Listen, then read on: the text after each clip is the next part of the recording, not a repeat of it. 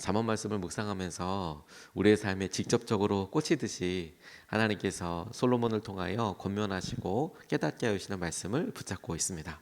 잠언 형태 자체가 이렇게 한 절씩 혹은 두 절씩 혹은 비교적 짧게 어떤 주제를 가지고 있고 돌려서 말하지 않으며 이렇게 해라, 이런 것이 복되다 이렇게 나와 있어서 읽는 사람에게는 그냥 말씀만 읽어도 너무 마음에 도전이 되고 하나님께서 우리를 깨우시기 위하여 이렇게 직접적인 언어로 이야기하신다. 잠언의 형태로 이렇게 말씀하신다. 교훈의 형태로 말씀하신다. 직접적으로 들을 수 있어서 참 은혜로운 말씀이라고 싶습니다. 오늘 본문 말씀은 우리 행복에 대해서 이야기하고 계시는데 성경에 너희가 이러이러면 행복하다 혹은 너희가 이렇게 살면 행복하다라고 말씀하시고 직접적인 언급이 있는 말씀 중에서 오늘은 이 행복을 말씀과 연결시켜서 우리에게 도전하고 있는 참 흥미롭고 은혜로운 말씀이라고 싶습니다. 주님이 함께 하시는 삶이 행복한 삶인데 근데 주님과 함께하는 방법은 뭘까요? 주님과 함께하는 삶이 행복한 삶이다라는 것에 대해서 주님과 가까이 하는 것이 우리에게 복되다는 것을 알고 있는데 그럼 어떻게 주님과 함께하고 주님과 가까이 가느냐, 가까이 사느냐 이 문제에 대한 질문에 대한 답을 솔로몬은 굉장히 우리가 할 수 있고 또 굉장히 우리에게 쉽고 다가올 수 있도록 그렇게 대답하고 있습니다. 주님과 함께하는 방법은 말씀대로 사는 것이다. 말씀과 함께하는 것이다. 말씀으로 우리 마음속을 인도함 받는 것이다. 비교적 명확하게 이야기하고 있죠. 왜냐하면 주님이 우리의 눈에 보이지 않고 또 주님께서 하시는 일들이 우리가 연약하기 때문에 잘 깨달아지지 않을지라도 우리가 주의 말씀을 붙잡고 주의 말씀을 따라서 살아가는 것을 통해 보이지 않는 주님이 우리 앞에 계시고 주님이 하시는 일이 믿음으로 믿어지게 되는 은혜가 우리에게 실제로 오늘도 임하게 되는 것이죠. 주님께서 하신 말씀을 오늘 우리의 삶에 적용함으로 우리 주님과 함께 하신다는 것을 주님이 우리와 함께하고 계신다는 것을 우리가 알게 되는 것입니다. 그리고 주님은 이미 함께 하시지만 우리가 그것을 알아차리는 방법이기도 해요. 이게 이렇게 했더니 주님께서 은혜와 주의 마음을 더하여 주시는구나. 이렇게 해주시는 거구나. 주님께서 오늘도 그 말씀대로 우리를 이끄시고 보호하여 주시기를 주님의 이름으로 축복합니다.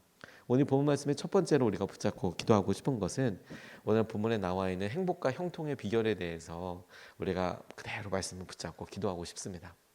첫 번째 20절 말씀이 이렇게 이야기하고 있어요. 말씀을 따라 조심하게 사는 사람은 일이 잘 되고 주님을 믿는 사람은 행복하다. 다시 말씀에 따라 조심하게 사는 사람은 일이 잘 되고 주님을 믿는 사람은 행복하다. 말 그대로 주님께서 우리에게 도전하시는 것 같습니다. 어떤 길이 일이 잘 풀리고 잘 되는 것이냐, 형통한 길이냐, 모든 일이 순적하게 진행되는 것이냐, 비결이 뭐냐, 말씀대로 살아가는 말씀에 따라서 조심하며 사는 사람입니다. 이 조심하다라는 것은 뭐냐면 말씀이 우리 삶의 기준이 돼서 우리 삶에 그 말씀을 기준으로 해서 세워 보았을 때 우리가 삼가하고 우리가 이 일에 대해서 말씀이 기준이니까 이렇게 살면 돼 안 돼? 이렇게 말씀을 하는 것을 하나님께서 기뻐하셔 안 기뻐하셔? 말씀에 따라 조심하게 하며 사는 사람은 일이 잘 될 것이다. 우리 삶에 마주하게 되는 일들에 주의 놀라운 형통함을 경험하게 될 것이다. 그리고 그런 일을 하면서 주님을 신뢰하고 믿는 사람들이 행복한 사람이다. 주님이 함께하고 계시기 때문에 주님이 은혜를 더하여 주시기 때문에 그렇다라고 말씀하고 계시는 겁니다. 성경에 누구보다도 이와 같은 일을 잘 표현하는 사람이 요셉 아니겠습니까?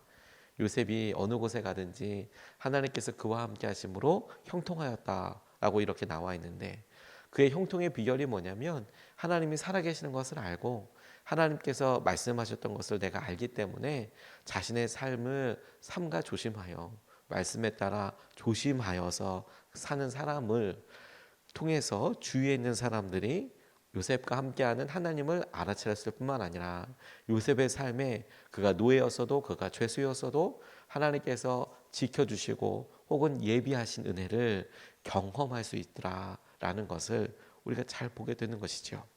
그런 여러분 오늘 우리가 이 한 주를 시작하고 이 하루를 시작하면서 우리 삶의 중요한 기준으로 하나님 우리가 여러 삶의 기준과 삶에 있어서 말씀을 중심으로 삼아서 말씀에 따라 조심하며, 다시 말해서 말씀을 기억하고 말씀을 적용하며 우리의 삶의 주의 인도하심을 받기 원합니다. 이게 중요한 기준이 될 수 있으면 좋겠습니다.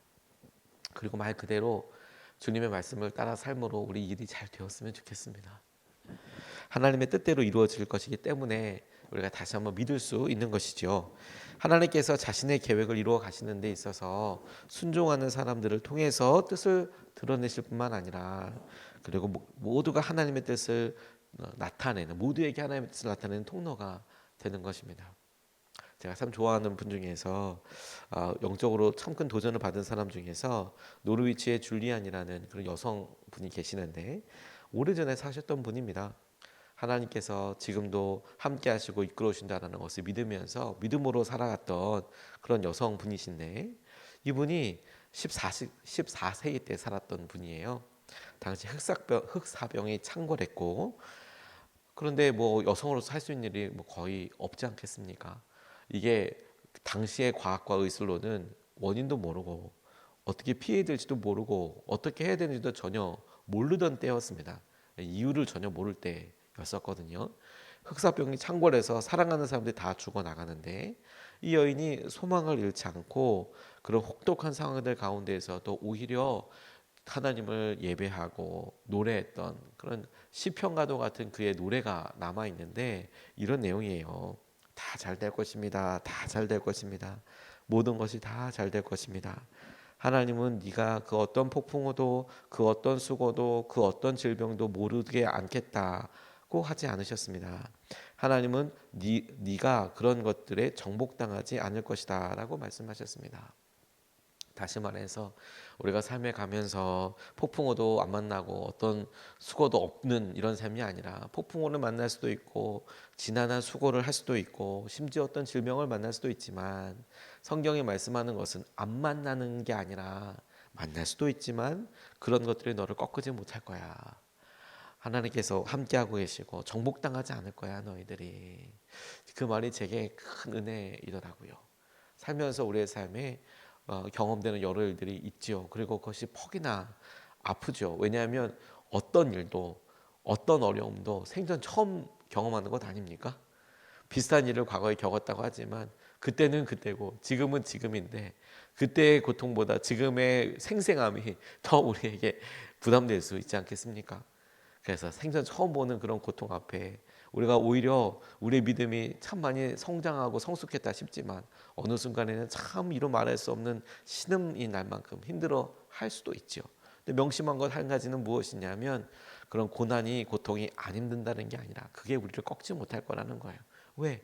우리는 말씀을 붙잡고 말씀을 조심하며 말씀대로 조심하며 살아가고 그 가운데 주님을 믿기 때문에 행복한 것이죠. 저는 우리 삶에 믿음을 보여주는 정말 중요한 순간은 우리가 어려울 때 어떻게 마주하는지라고 싶어요. 우리가 자녀들에게나 우리가 우리 스스로에게나 우리 주위에 있는 성도들에게 믿음을 가르친다, 성경을 써서 가르쳐 줄 수도 있고 설교도 할 수 있지만, 제일 중요한 방법은 우리가 그런 어려움 가운데 어떤 태도로 어떤 마음과 자세로 마주하느냐를 주위 사람들이 보는 거죠. 저렇게 믿음대로 사는 거구나. 저렇게 믿음대로 사는 거구나. 그게 영향력이라니까요. 저희 아버지 어머니가 어렵고 힘든 가운데 목회하실 때 가만 생각해 보면 기도하고 또 기도하던 그런 모습들을 전 여러 번 봤거든요. 계속해서 봤거든요. 지날 때는 아우 왜 저렇게 답답하게 사시나 이런 생각도 솔직히 조금 들었습니다. 어렸을 때는. 그렇지만 지금 지나서 제가 아버지 나이가 되고 어머니 나이가 되고, 그리고 제게 그런 비슷한 일들이라고 접할 만한 일들이 생기면 제게 너무도 자연스러운 귀결은, 너무도 자연스러운 결론은 기도해야지. 왜냐하면 어떻게 믿음으로 대했는지가 중요한 훈련이 되더라니까요. 오늘 여러분 우리가 말씀대로 조심하면서 살아가고 주님을 믿는 것으로 인하여서 우리가 행복을 누리고 이것이 믿음의 다음 세대로 흘러나가게 되기를 주님의 이름으로 도전합니다.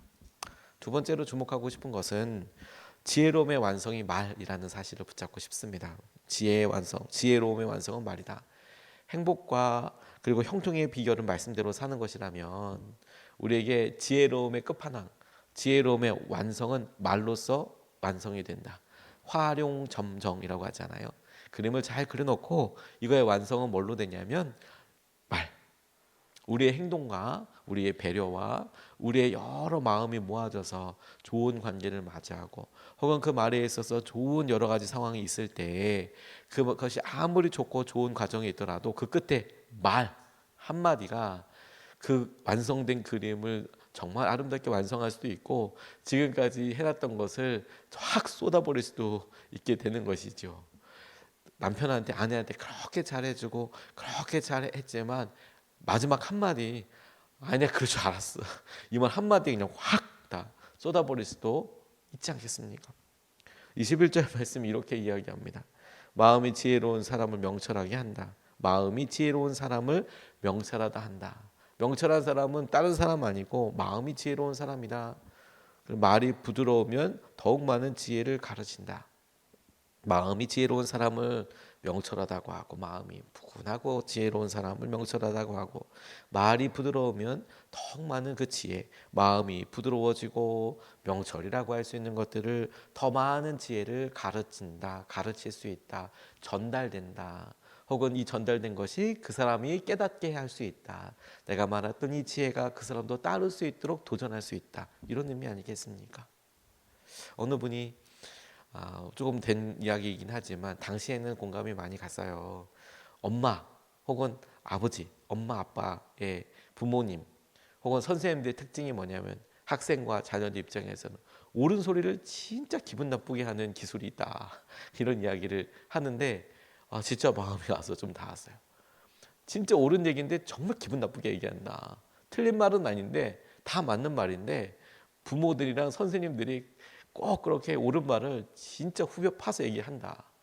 그러니까 활용 점정을 딱 찍는데 그동안에 잘해주고 먹이고 뭐 했던 것에 한번 또 확 재 한번 뿌리고 그러니까 이게 또 하려고 하고 뭐 이런 이야기를 하는데 저를 많이 돌아보게 됐어요. 잘해주고 또 잘 대해줬는데 그 끝에 한 방으로 그냥 다 말 한마디로 내가 그럴 줄 알았어. 혹은 내가 한번 짜증내고 혹은 내 삶에 있었던 여러 일들로 쌓아놓은 거 다 허물고 몰라 이렇게 다 끝나게 되면 정말 아깝지 않겠습니까?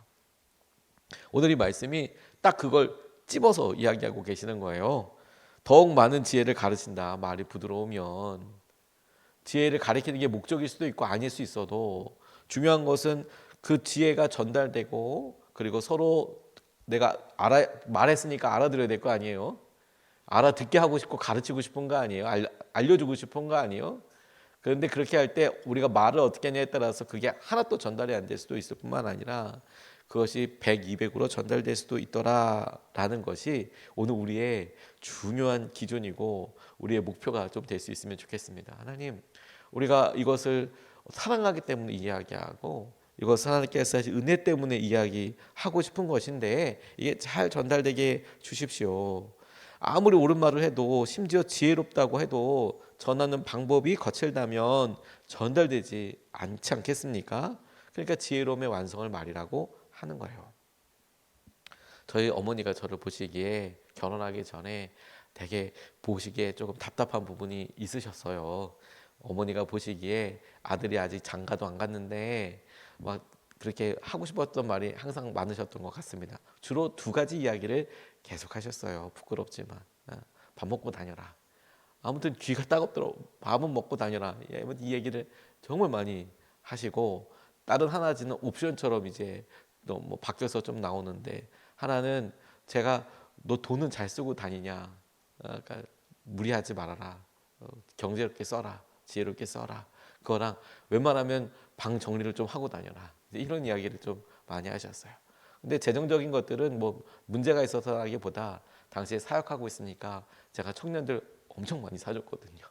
뭐 사주기도 하고 모임 있으면 제가 다 먹이고 뭐 이런 식으로 했었으니까. 그래도 어머니가 보시기에 너무 무리하지 말아라. 뭐 그거야 어차피 없으면 못 쓰니까 집에다가 돈을 벌려서 손을 벌려서 살고 있는 건 아니었으니까. 그리고 이제 정리하는 거는 내가 정리를 좀 해야 되겠구나. 어머니도 참다 참다 얘기하신 것이겠지 이런 생각이 드는데 중요한 건 제가 아침에 새벽에 일찍 나갔다가 밤에 늦게 들어오니까 그러니까 주로 이제 마주할 때가 이제 아침 식사 때나 이럴 때 마주할 수 있지 않겠습니까? 어머니는 오랫동안 생각을 하신 걸 거예요 분명히. 근데 제 입장에 뭐냐면 아침 밥 먹을 때마다 내가 밥을 먹는 건지 욕을 먹는 건지 막 계속 이야기 이렇게 되는 거죠. 밥을 먹으려고 하는데 막 어머니는 그 앞에 서서 저한테 하고 싶은 말씀은 다 하시는 거예요. 한번 먹고 그래서 먹다가 배가 너무 부르다, 마음이 너무 부르다 싶을 정도로 많이 먹고 그 다음 날도 또 먹고 그러니까 이제 먹다가 어떻게 좀 심하다 싶은 날은 이게 그만 먹어야겠다. 이거 더 있다가는 큰일 나겠다. 이런 생각이 들어서 저도 어릴 때니까. 근데 한 번은 이렇게 생각해 봤어요. 어머니한테 좀 여쭤봤어요. 어머니 저 지금 사랑해서 얘기하시는 거죠? 예, 어머니 저 지금 사랑하시니까 그렇게 말씀해 주시는 거죠. 그래서 직접 대고 물어봤어요. 왜냐하면 당시의 분위기는 저를 사랑해서 얘기하는 걸까? 아니면 이게 지금 제가 답답해서 얘기하는 걸까?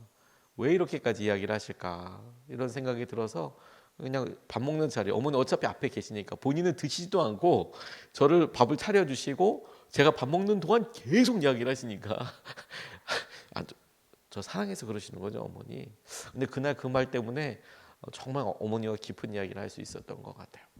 깊은 이야기를 할 뿐만 아니라 그리고 어머니 그 말 들릴 때 이게 사랑의 말, 축복의 말로 들리는 게 아니라 아침마다 욕을 한 바가지씩 먹는 것 같다고 그렇게 말씀도 드리고 어머니 입장에서도 그런 의도가 아니고 그래 이렇게 하면 좋을 것 같아 그 이야기를 하고 싶으셨다고 그렇구나 그렇게 알고 나니까 그 다음에 어머니도 그렇게 이야기하실 필요가 없고 저도 어머니가 눈빛만 봐도 그래 이렇게 해야 되겠구나 제가 알아서 뭐 경제적으로 문제 없다고 잘 청년들이랑 잘 사역하고 있다고 뿐만 아니라 정리 잘 하고 있다고 빠지는 거 없다고 밥 잘 먹고 다닌다고 특별히 밥은 너무 잘 먹고 다닌다고 그렇게 어머니의 마음을 미리 알아서 그래도 얘기라도 먼저 해보도록 될 수 있는 기회가 되더라고요.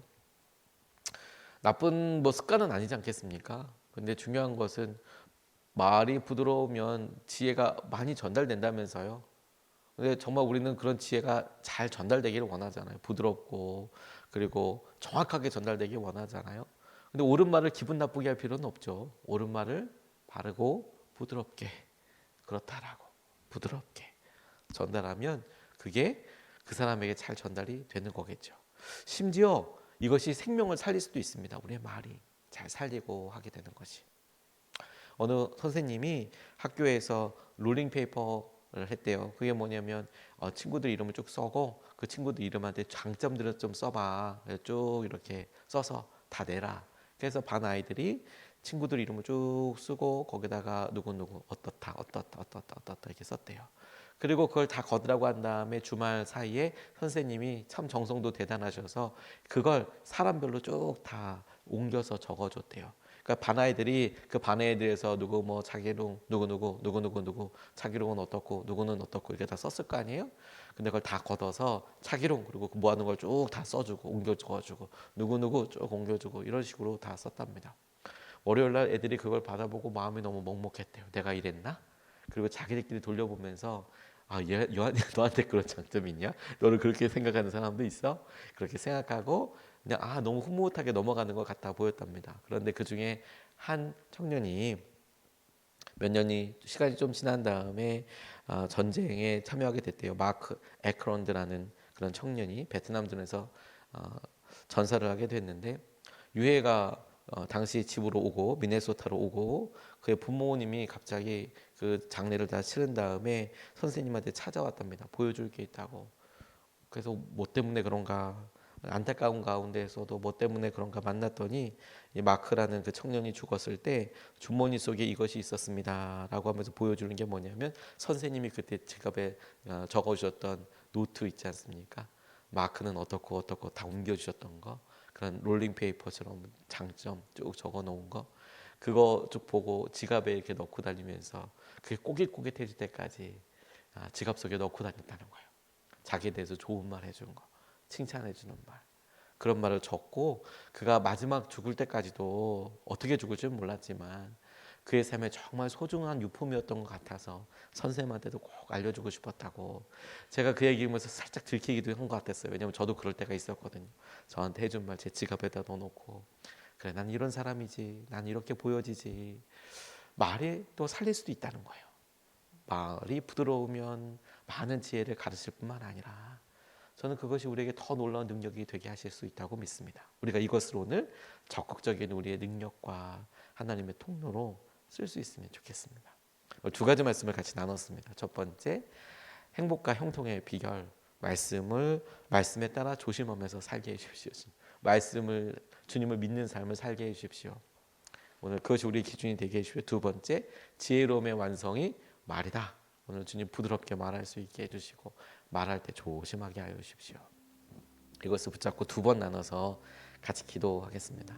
첫 번째로, 주님께서 허락하시는 말씀에 따라 순종하는 하루가 되게 해주십시오. 주님께서 허락하시는 말씀을 따라 오늘 순종하게 해주십시오. 그렇게 하루를 살게 해주십시오. 주님께서 행복과 형통의 비결처럼 우리에게 허락하여 주신 그 말씀을 조심하면서 따르게 하시고 순종하며 살게 하여 주시옵소서. 우리가 첫 번째로 같이 함께 기도하시겠습니다.